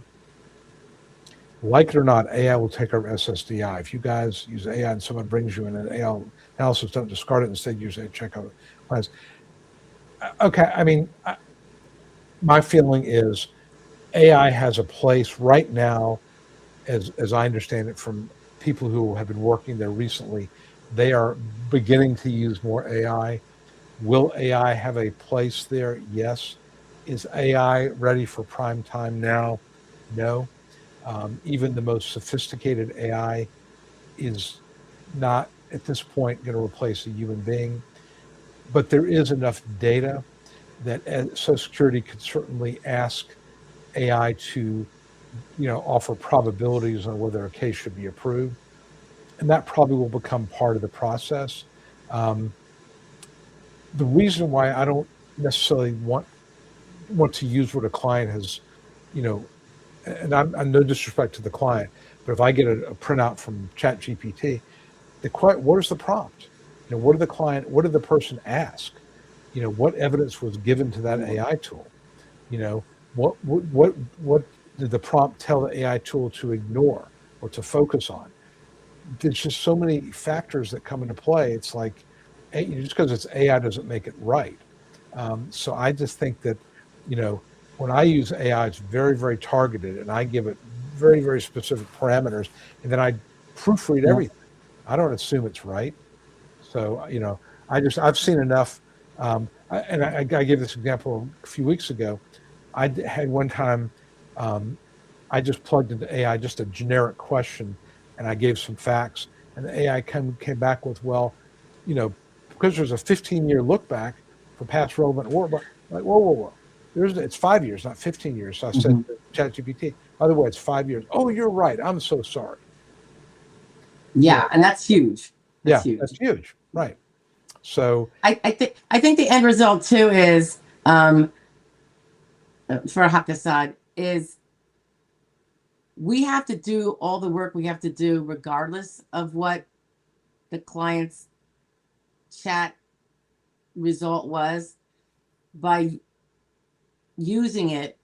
Not only do we have to add more work to go say, but you got to get me your prompt. What if I need to see all the questions here? I'm making more work, and I still have to do my entire process of how we make sure everything's getting from point A to point B in the end, strongest case possible. So it's really, from my perspective right now, that would just be added work that is not going to change anything. You yeah, know what I mean? So there's nothing to be gained by it right now. I think it's great if the client then understands the whole process better. That's awesome. I love it when they learn stuff, and it's one less thing they have to watch our videos for. But yeah, I don't know that that would in any way benefit anything except add more work. Like, oh, so now I have to find all the mistakes in that AI. Why yeah, would I be adding that when I take the case, I do what I know should be done with SS. I'm not there to, kind of dissect whether that AI did it right yeah. because I have to do my Yeah. I work. mean, just to give you, you know, so you guys understand, and we actually, Steph and I are going to be talking about this because we really have not really discussed it that much. But like when I generate an AI prompt, I'm using Claude, which is this prompt is called the skill. And the way I developed my skill was, you know, I uploaded multiple briefs that I thought were pretty good and multiple redacted decisions. And I work with it. It's a product of months of tweaking. And so when that generates something for me, it's I've got what they call an LLM wiki. If you know what that is, it's like a second brain where I've uploaded all this information. That's a source for my prompt. So it's not like going to Chat GPT and saying, here's 50 pages or 500 pages of medical records. Am I going to win? It's much more in depth at this point. Now, will Social Security come up with something like that? Probably, but AI is a tool, and it's garbage in, garbage out. It's only as good as what you put into it. So I would agree that it's good to help people understand more about their medical condition, the parameters of a Social Security disability argument, but it's not going to replace, at this point, 20, 30 years of experience. Just not. Okay. Okay, this is an interesting question. Initial recon, both were denied at step 2. So basically, step 2 is of the 5-step sequential process is basically saying you don't have a severe impairment. And that's pretty unusual because step 2 is generally thought of as being kind of just sort of a, almost an automatic kind of thing. It's pretty rare they denied it step 2 by saying, basically they're saying there's nothing wrong with you at all. Or at least you didn't present any evidence or Right. treatment where the records suggested Right. you had Yeah. a diagnosis that, interrupts some basic, at least to some degree, some basic Yeah. work So that function. says to me there's some work's got to be done, because if you've got medical evidence and it obviously didn't make it to the file, and at this point they're not seeing anything. I mean, this is a pretty low standard. So step 2 that's not a good place to be. I mean, it's rare that that's where it stops. It's like I'll give you an example where step 2 would be, let's say that somebody has got a cardiac problem, they've got liver disease, or they've got COPD, whatever, and they've got back pain, but there's no MRI, they've never seen an orthopedic, they're not taking any medication for it. They're just saying, I got back pain. And they probably do. We all have back pain at times. But Social Security is going to say there's nothing here other than your statement that you've got back pain. And that's not enough. That's what they call non-severe. But if you have an MRI, you have an X-ray, you have something, that's going to pass step 2. But if they're denying it at step 2, means they don't have anything. So you might want to find out what they've got, because that's really concerning. Return my pain questionnaire, AFR. I know what AFR. Work history last week. You did make copies. How can I get those? Well, your attorney, once you have an attorney who has access to the file, you can get those from the file. You can download them. You may not be able to get them until the hearing is requested, though. I don't know, because I think we just get sections E and F before. No, they changed that this past year. We get thankfully a little bit more. Or okay. We definitely can see the work history report and the function report and all that good stuff. Thank goodness. I think AFR is adult function report. She's probably referring to. Yeah. Yeah.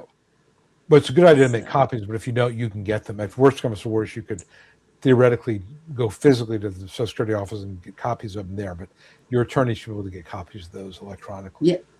I'm guessing Lucy doesn't have an attorney. Okay. I'm just thinking, because she returned her stuff herself, I guess so. You might have to call the SSA. Yeah, call them and see if you can get through. If you meet the financial terms, is it easier to get it for SSI or the same standard? It's exactly the same standard. You have a medically determinable condition that has lasted or expected to last 12 consecutive months, result in death that prevents you from engaging in substantial gainful activity. Exact same definition. So neither one is easier than the other. It's exact same. Yep. Okay, so we've got paperwork that talks about memory loss. I'm not sure the context, Baxter, but it sounds like there is evidence of memory loss going back a ways. Now, the question is, where did it get from being an annoyance to being vocationally significant? Um, was it in 2023? Was it in 2024, 25? That could be the real question in your case, because, conditions like memory loss can, or really any degenerative condition, multiple sclerosis or back pain or lupus or anything, it can reach a certain point where it becomes work preclusive. The question is, where does the evidence line up on that? How soon before, Jeff asked, before my 55th birthday should I apply, or should I wait until one day after? Really, the issue is not the date of application, it's your onset date. So if you applied now, but you say you can't put an onset date in the future. So if you put your onset date last week, let's say, and you're going to be 55 in 2 months, there's something called a non-mechanical application of the grid rules, where if you're really close to that threshold birthday, like 55, you can still be treated under the grid rules as if you're 55 when you're 54 and 10 months. So if that that helps at all, that's one thing you can do. But your onset date's what's controlling, not that application. You can apply 6 months later and use an onset date as of your 55th birthday. What I would tell you is, if it's looking like it's a clear grid rule approval or likelihood of approval at 55, I would tell somebody, don't stop working at 54, because you're not going to get paid probably on that. But I think the onset date's really, really the key here. Yeah, and I'm just wondering, Jeff, you're obviously thinking about the easier rule that'll apply once you're 55, but that only means that it'll only apply to an onset date that's after 55 or during that category change thing. What if you, Jeff, I don't know, maybe your evidence shows that you could only do sedentary work.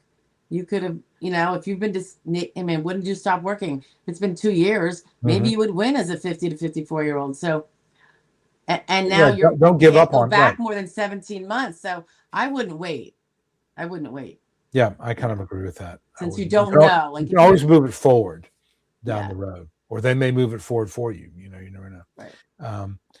Jinmi, first-hand account, changed lawyers and found that the big box were not responsive. And again, I don't ever like to criticize another attorney, because there are good attorneys out there, and there's some attorneys who phone it in, and that's going to be but there's some very good large firm attorneys. So it just depends on the particular one and the process they have. So, okay. Well, great. Thank you very much, Jen. We appreciate the kind words. I think that Hi, Jen. we both put these videos out there to help educate people on what's really a very opaque process. And that's why you do it, is that, there's a certain, I guess we're both kind of educators at heart. You want to let people know more about it. Obviously it generates business, which is a good thing. But, sometimes somebody gets an approval on their own, and they leave me a nice review, that's fine too. So, we put it out there for a reason. It's because my feeling is, and I'm sure you feel the same way, good karma. You put good stuff out in the universe, it comes back. And that's true too. Yeah. Thought is. Okay. If you're denied an ALJ, can you reapply with a new application? You can. We talked about this earlier. Something's got to have changed, because if it's the exact same medical condition, all you're doing is you're saying, what has changed in the 2 weeks since you were denied? Probably nothing. So you got to wait until, in my opinion, you got to be aware of your date last insured. First, exhaust the appeal. Is it any possibility you can or should appeal? Assuming that's not the case, then you need to come up with something new as to reason why it should be different now. They're not going to, a new judge it's probably going to go to the same judge, but if it goes to a new judge, they're not going to look at it all over again and give you a second bite at the apple. Denied twice, filed for hearing, didn't MRI this week, doctor said need surgery. I think that, an MRI that leads a doctor to say you need surgery, that suggests a pretty significant condition. You're 62, obviously jump off the top of my head, the grid rule, the light grid rule, because if you need surgery, you're probably not going to be able to do light work. The question here is the onset date, because the MRI is this week.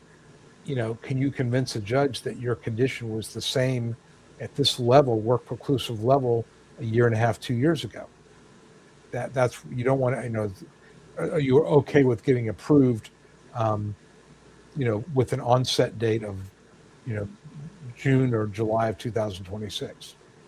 That's the question. Diana says, she'll leave us. Thank you. Appreciate that very much. Reviews are good. Love them. Why did that close? Okay. It's actually a very interesting question. Rip says, why do ALJs not consider a closed period when denied? They may not think you're disabled at all. A closed period basically means they accept that you were disabled, but you're no longer disabled. You went back to work or the medical improved. But that's not the same thing as saying you're not disabled at all. They deny you, they're going to say you've never been disabled. Now, you may disagree with them, but that's what they're saying there. Or you were never disabled for a full 12 months. Right. That's actually a good point. There's a term element here. So I've had people sometimes reach out to me and they're like, okay, I've been out of work for 11 months. I'm starting work again next week. Can I get disability for that period of time? No, because you have been out for 12 consecutive months. So, there are some workarounds, but generally speaking, if you have a choice, wait until, 12 consecutive months in a day before you start working again. You have a better shot at getting that closed period if that's what you choose to do. And I think closed period judges like them because it's it doesn't put the trust fund on indefinite payments, and they can approve it, and it's not it's not something they have to worry that somebody's taking advantage of the system. They've gone back to work or their medical is improved. Right. Okay. All right. Okay. Great. So looks like Dimple has found you through me. People have found me through you. So that's awesome. Very good. Dimple rocks. Okay. Smith versus Kajaks. That's not the right spelling of it, I think. Is a lifesaver. I'm not sure. Tell us what that case. Do you know what that case is? I don't know. Refresh me. I don't know. I don't know that I've even done a report on it yet. Yeah. Okay. Partially persuasive. Okay. That can be it's like being a little bit pregnant, right? Partially persuasive. Either you are or you're not. Yeah. I don't know what that means exactly. Half glass full. Yeah, there you go. Okay. Yeah, we're not we both use, AI. I'm just saying is that Chat GPT it's like Google in the old days. People go to Google and they come up with all this stuff, and it's sometimes right, sometimes not right, or sometimes relevant. AI is a great tool. It's a phenomenal tool. It's a tool. And lawyers who don't use it are going to be left behind. No question about it. It saves a lot of time and effort. It crunches a lot of stuff. It does some really neat things. But it is a tool. And unless you prompt it correctly, and unless you give it context, it's going to not give you the best information. But it is a very valuable tool, I think, for people to use to better understand the medical, to understand the context of what Social Security is looking for, and makes you a more educated client. But I would not be doing myself a service or my clients a service if I filed an AI-generated brief without a lot of review. And I think if you submit an AI-generated brief, you're in trouble. That's my opinion. You basically tell it what to write, almost. Yeah, you know what I mean? Yeah. All right. Ann Miller says, this is disheartening initial and recon for listing level. Grid rules sometimes. There are sometimes when they'll approve cases on functional capacity, but generally not. The ones I'm seeing approved early are really, really severe illnesses. It's not where there's much judgment involved. That's just my experience. What do you find? I would say it's well. I always think of initial and recon as being like a check. Like all your pieces have to fit into those check Yeah. boxes. Yeah. Square Magic. pegs into square holes, and if one's awry, one little thing, Yeah. you're getting denied. So Yeah. I don't feel like they have the discretion that a judge has Yeah. to, use kind of common sense. Yeah. You Well, know, and look, I common mean, sense. the adjudicators realize perspective on this. Social Security is running out of money. Okay, the trust funds are running out of money. You hear that if they don't do something the next 5 years, the benefits will be cut by 30% or something crazy like that, 28%, something like that. It's not going to happen. I mean, Congress is not going to let that happen. Right. They're going to make a fix. But you know when the fix is going to be? If the deadline Taxes. is January 1 of 2034, December 29th, 2033 is when the fix is going to be. That's right. Right. Right. So it's going to be the very, very last minute. It'll be a lot of hand rigging. I mean, these jokers in Washington, this money, they shouldn't have spent it. This money should have been set aside. It should not have been used for anything. They used it to buy treasury bills, which essentially they're borrowing from themselves, then use that money to fund all their pet programs. I mean, what I'd like to hear is if Social Security gets cut, then their salaries get cut. They shouldn't get any salary. If they Social Security is a solemn promise, and they've managed to steal it from you. So it's not going to. AARP is not going to stand for it. It's not going anywhere. But at the same time, at this point, the state agency and the Social Security Administration are telling their adjudicators, make people, don't give this money away. Make them work for it. Every T's got to be crossed, every I's got to be dotted. If something is missing, deny it. And, that's what they're doing. They're making it really, and they want, Spencer Bisons used to work there, says they do this to make people give up. They get this letter, this form letter from Social Security that says, we found that you can do other kind of work, and people get mad at it and they ball it up and they throw it away. They go away. That's what they want. They want. So, I think that, initial and recon, they make it really, really hard to win. Recon, total waste of time. I mean, they've just evaluated. I love recon, Jonathan. Yeah? I love recon. Why? Yeah, I do. Really? How come? Because I don't know.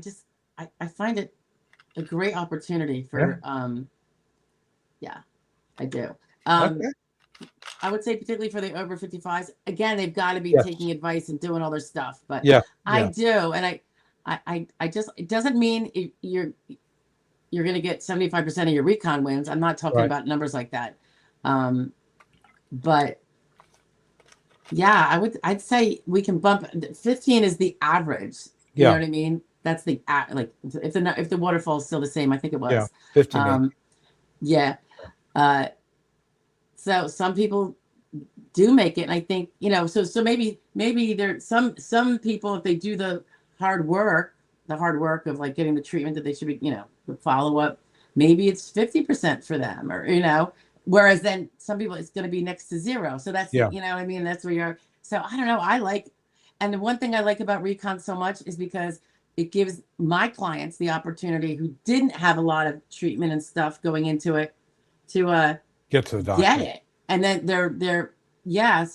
so even if they don't win on recon, their ALJ hearing is so much, they have a greater opportunity. So I don't know. I don't have a problem with it. I think it, the old rushing, haste makes waste.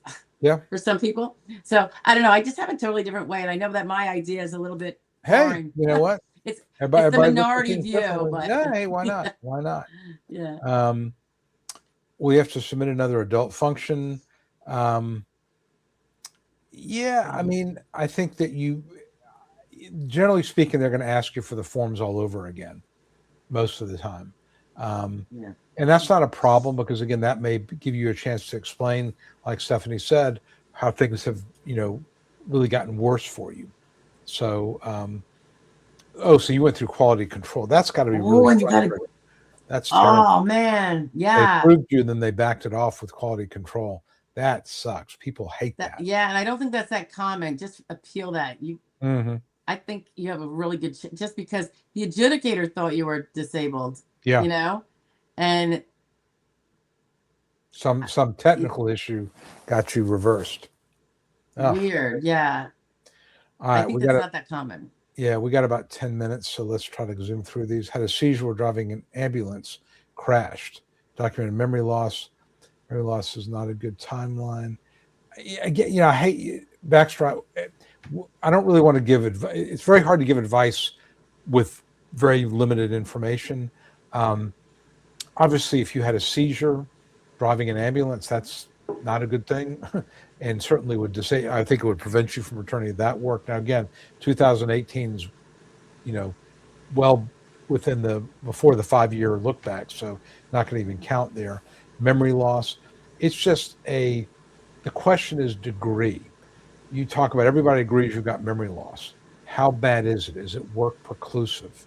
Would it prevent you from doing a simple entry level unskilled job? That's really the question. So you can have, moderate memory loss and still do a routine, repetitive type of task. Your job is to put ink pens in a box all day long. You don't need to have great memory to do that. You can have memory loss. But at some point, and by the way, they don't count. People may be aware of this. Getting to and from your job doesn't count. So you may say, well, I can't drive anymore. Doesn't matter. They figure you take an Uber. It's when you get there, could you do the job? And somebody with memory loss could do a routine, repetitive type of job, as long as they don't need direct supervision. So it's a matter of degree, I think. Okay. So everybody, all the specialists say 2016. Again, to what degree? What degree? Okay, so Riff says Smith versus Kazaki is a Ninth Circuit case where the ALJ denied a claim without considering a closed period. Apparently, it was remanded because of that. That's kind of a narrow holding. First of all, it's a Ninth Circuit, which means if you're not in California or Arizona, it's not going to really apply to other places. That's number one. Number two is, the fix there would be that the judge, in certain circumstances, has to simply say in the decision, I considered this for a closed period, but decided there was no ongoing disability. It sounds kind of a technical kind of thing. I don't know that this case would be one that would be especially relevant on an ongoing basis. I could be wrong. I don't know. That's. I'm curious. I mean, I'm curious to read it now because it piqued my curiosity. Because if he never finds you disabled to begin with, why would he have to determine whether it's a closed period? That doesn't seem to make sense to me. So I'm just curious. Now I want to go read it. Yeah. And I might. This is for Dimple. I might just take that case and throw it through AI, ChatGPT, and say, "Hey, tell me." Yeah. You know what I mean? Like that's a fun thing to do. Yeah. Or you're right. You could That's right. Take that case, upload it to ChatGPT, and say, "How could I use this to argue for my disability?" Just see what it comes back with. And I just want to know what the actual holding is, but yeah. Okay. So, do you try me when the listings during initial and recon or grid, presumably listings apply? I mean, honestly, I don't see a lot of cases that are listing level. I just don't. I mean, most people, if they have a listing level case, many times they apply their own and they get approved. So I just don't see that many. I don't know why. They just don't seem to cross my desk. Now, the grid, I do see more of those, but realize the issue with the grid is not the issue, but one of the factors in the grid is transferability of skills. And that's a judgment call. So if you look at the grid rules, many of them talk about, does this person have any skills that would readily transfer to skilled work, or education will allow for direct entry into skilled work?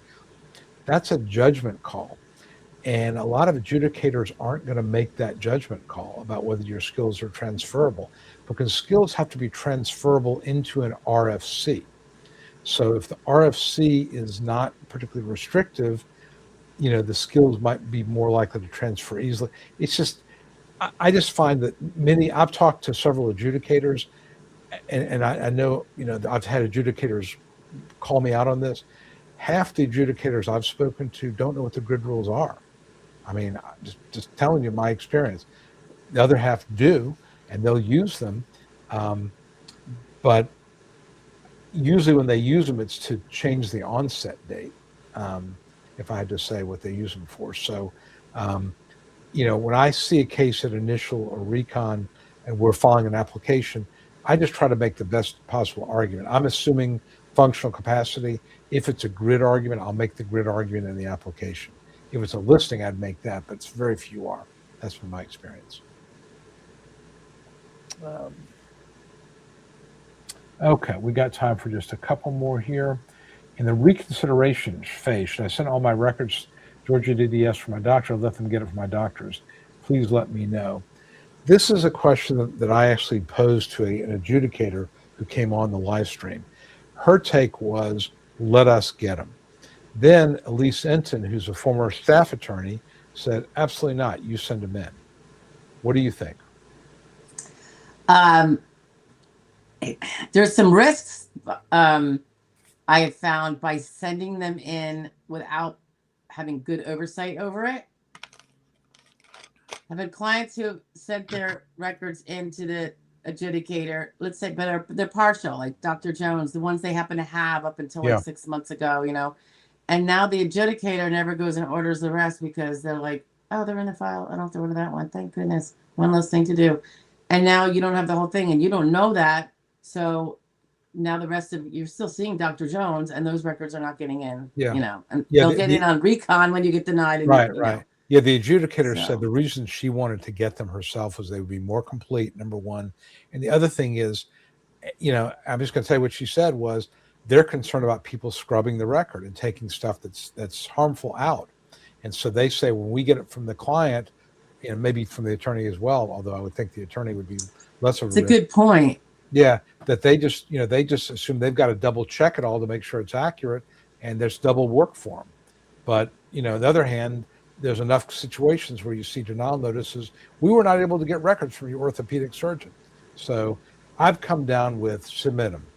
Just send them in. I think it's better to send them in myself. I think, we do too. Like, for instance, let's say, and I understand they have to confirm, well, I don't know how much they're going to do it, but if they say, well, I got to check that MRI was not, think about it. With people can, it used to be called Photoshop, but they could change words in an MRI, like on a report. They could completely, it would be fraudulent. I mean, welcome to prison, but I wouldn't put it past someone who doesn't think that far ahead to not do it. That, is unethical.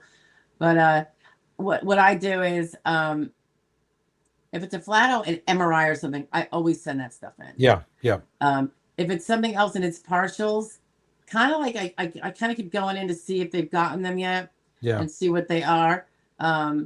And if it's partial, I make it clear in a note on the top, like, this is not all of Dr. Jones' records. Please be sure to order them. But I want them to have a heads up, because this could be an award. If when you see this, if this is true, think about it. It could be, an award. So I kind of want them to know that, see it so that they. No, what we do is we're constantly calling or email or texting, or not texting, but faxing adjudicators, get these records. They're relevant. Get these records. So let them do the work, but we tell them what to do. So, all right. So we're going to end on this one here where I'm just going to, I'll let it sit where it says great show, but I like Stephanie's show in the daytime with the bright light and the birds talking. So I think what Cash is saying, I need to get a bird or something. I got 2 spares. Yeah. I'm going to have Sadie come in, my dog, my 75-pound golden doodle. And she just will sit there at my feet, but we'll leave it there. But anyway, Steph, as always, it was great to have you. I appreciate your insight. I'm sure everybody else does as well. Please, check out Steph's live stream on Wednesdays at 1 p.m. And Wednesdays, 1 p.m. Wednesdays, 1 p.m. And I hope everybody has a great 4th. Steph, hope you have a great 4th. Safe, stay away from the fireworks. And we've got a parade here, and I'm in a small city, right, just outside of Atlanta, called Dunwoody, Georgia. They have a parade every year, and nice. So my granddaughter, who's a little bit over 2.5, going to the parade. She's very excited about that. And grandson is only like 3 months, but he doesn't care. But we're going to take her. She's going to sleep over. We're going to the parade. and that'll be kind of fun. And yeah, so 4th of July is always, kind of a positive time. And again, I think somebody said Yeah. early on, we live in a great country, and yes, there are problems, and there's a lot of political back and forth. But at the end of the day, we have we're safe for the most part. We have 2 oceans protecting us. We have Mexico and Canada above and below. They're not going to invade anytime soon. We have unbelievable. We have access to food. You know, we have beautiful, wonderful lifestyle. It's a pretty good place to live. And Yeah. you get fixated on the problems, but every once in a while, it's not a bad idea to say, "Hey, this is really pretty nice." So, Yeah. We got some rights. Yep. We don't have to, we have some rights that you're not going to find in other people are places. complaining about the government and complaining about Social Security. Try that in Tehran and see how far it gets you. Try that That's in right. Russia. See how far it That's gets right. you. You, How about you China? Yeah. yeah, China is not going to go very far. So the fact that we can Yeah. complain is a pretty important thing there. So anyway, Yeah. end it now. Have a great week, everybody. We'll see you all next time. Bye, everyone. Good to see you.